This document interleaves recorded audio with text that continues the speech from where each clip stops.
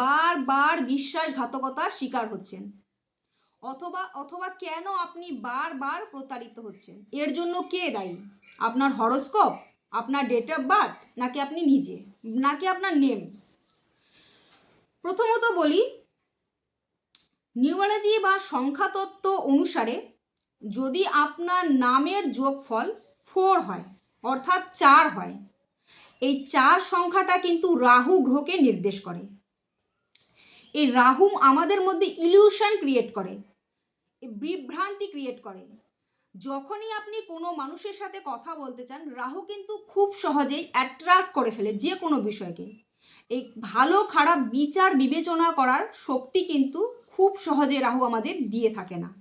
যদি আপনার নামের নিউমারিক ভ্যালু 4 হয়, তাহলে কিন্তু আপনি খুব সহজে যে কোনো মানুষকে বিশ্বাস করে ফেলবেন, এবং আপনি বুঝতেও পারবেন না যে সামনের মানুষটি আপনার সাথে যে মিশছে সেটা কিভাবে মিশছে।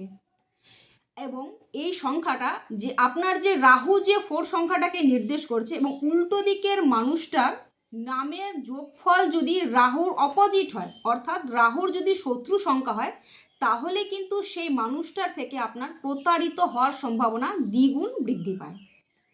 তাই আপনার অবশ্যই একজন অভিজ্ঞ জ্যোতিষীর পরামর্শ নিয়ে নিজের নামের নিউমারিক ভ্যালুকে ঠিক করা উচিত।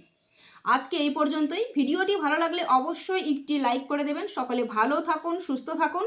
জয় শ্রীকৃষ্ণ।